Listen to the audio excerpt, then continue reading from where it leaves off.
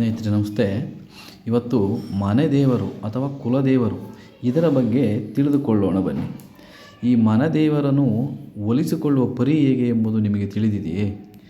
ನೋಡಿ, ಯಾವುದೇ ವ್ರತ ಪೂಜೆ ಮಾಡಿದರೂ ಈ ಮನೆ ದೇವರನ್ನು ಬಿಟ್ಟು ನಾವು ಯಾವುದೇ ಪೂಜೆಗಳು, ವ್ರತಗಳು, ರೆಮಿಡೀಸ್ ಏನೇ ಮಾಡಿದರೂ ಸಹಿತ ನಮಗೆ ಅದರ ಫಲ ದೊರೆಯುವುದಿಲ್ಲ. ಹಾಗಾಗಿ ಈ ನಮ್ಮ ಮನೆ ದೇವರನ್ನು ಕನಿಷ್ಠ ವರ್ಷಕ್ಕೆ 3 ಬಾರಿಯಾದರೂ ದರ್ಶನ ಮಾಡಿ ಅದರ ಸೇವೆಯನ್ನು ಮಾಡಬೇಕು. 3 ಬಾರಿ ಹೋಗಲು ಆಗುವುದಿಲ್ಲ ಎಂದರೆ ವರ್ಷಕ್ಕೆ 2 ಬಾರಿ, 1 ಬಾರಿಯಾದರೂ ನಾವು ಕುಲದೇವರನ್ನು ಪೂಜಿಸಲೇಬೇಕು. ಕುಲದೇವರಿರುವ ಜಾಗಕ್ಕೆ ಹೋಗಲೇಬೇಕು. ಕುಲದೇವರನ್ನು ಆರಾಧಿಸಬೇಕು. ಕುಲದೇವರ ಎಲ್ಲ ಕೆಲಸಗಳಲ್ಲೂ ನಾವು ಭಾಗಿಯಾಗಬೇಕು. ಇನ್ನೊಂದೇನಪ್ಪ ಅಂದರೆ, ಎಷ್ಟೋ ಜನ ಮಕ್ಕಳುಗಳಿಗೆ ಕುಲದೇವರು ಯಾವುದು, ನಮ್ಮ ಮನೆ ದೇವರು ಯಾವುದು ಅನ್ನೋದೇ ಗೊತ್ತಿರಲ್ಲ. ಸೊ ನಾವು ಅದು ಮಾಡಬೇಕಾದ ಮುಖ್ಯ ಕೆಲಸ ಏನಪ್ಪ ಅಂದರೆ, ನಮ್ಮ ಮಕ್ಕಳಿಗೂ ಸಹಿತ ನಾವು ಕುಟುಂಬ ಸಮೇತರಾಗಿ ಹೋಗಿ ನಮ್ಮ ಮಕ್ಕಳಿಗೂ ಸಹಿತ ಕುಲದೇವರ ಆಚಾರ ವಿಚಾರಗಳು, ಹಳೆಯ ಸಂಪ್ರದಾಯಗಳು ಏನೇ ಇರುತ್ತೋ ಅದನ್ನೆಲ್ಲದನ್ನು ನಾವು ಮಕ್ಕಳಿಗೂ ಸಹಿತ ತಿಳಿಸಿಕೊಡಬೇಕು. ಸೊ ಈಗ ನಮ್ಮ ಕುಲದೇವರನ್ನು ನಾವು ಒಲಿಸಿಕೊಳ್ಳಲು ಯಾವ ಹಬ್ಬವನ್ನು ಮಾಡಬೇಕು ಅಂತ ತಿಳಿದುಕೊಳ್ಳೋಣ ಬನ್ನಿ.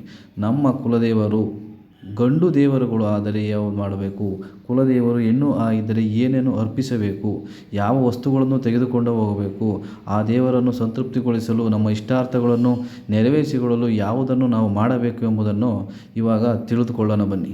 ನಮ್ಮ ಕುಲದೇವತೆ ಅಮ್ಮನವರು ಆಗಿದ್ದರೆ ಅವರಿಗೆ ₹1 ಮೌಲ್ಯದ ₹1 ಕಾಯಿನ 24 ಕಾಯಿನೆಗಳು, ಕೆಂಪು ಬಣ್ಣದ ಹೂ, ಯಾವುದೇ ಥರದ ಕೆಂಪು ಬಣ್ಣದ ಹೂಗಳನ್ನು ಮತ್ತು ನೈವೇದ್ಯಕ್ಕೆ ಕೆಂಪು ಕಲ್ಲು ಸಕ್ಕರೆಯನ್ನು ತೆಗೆದುಕೊಂಡು ಹೋಗಬೇಕು.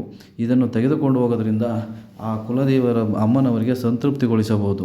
ಹಾಗೆ ನಮ್ಮ ದೇವರುಗಳು ಗಂಡು ದೇವರು ಆಗಿದ್ದರೆ ಗಂಡು ದೇವರುಗಳಿಗೆ ಅದೇ ₹1 ಮೌಲ್ಯದ 21 ನಾಣ್ಯಗಳು, ಬಿಳಿ ಬಣ್ಣದ ಹೂವು ಮತ್ತು ನೈವೇದ್ಯಕ್ಕೆ ಬಿಳಿ ಕಲ್ಲು ಸಕ್ಕರೆ ಇನ್ನು ತೆಗೆದುಕೊಂಡು ಹೋಗಿ ಪೂಜೆಯನ್ನು ಮಾಡಿಸಿ ನಮ್ಮ ಇಷ್ಟಾರ್ಥಗಳನ್ನು ಅಲ್ಲಿ ಹೇಳಿಕೊಂಡು ಬಂದರೆ ನೋಡಿ, ಆವಾಗ ನಮ್ಮ ಎಲ್ಲ ಕೆಲಸ ಕಾರ್ಯಗಳು ಸುಗಮವಾಗಿ ನಡೆಯುತ್ತದೆ.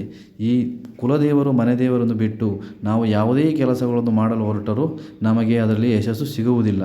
ಸ್ನೇಹಿತರೆ, ಈ ಕುಲದೇವರ ಬಗ್ಗೆ ತಿಳಿದುಕೊಂಡು ನೀವು ಸಹಿತ ಇದನ್ನು ಮಾಡಿ ಅದರ ಇಷ್ಟಾರ್ಥಗಳನ್ನು ಪೂರೈಸಿ ಅದರ ಆಶೀರ್ವಾದಕ್ಕೆ ಪಾತ್ರರಾಗಿ. ನಮಸ್ತೆ.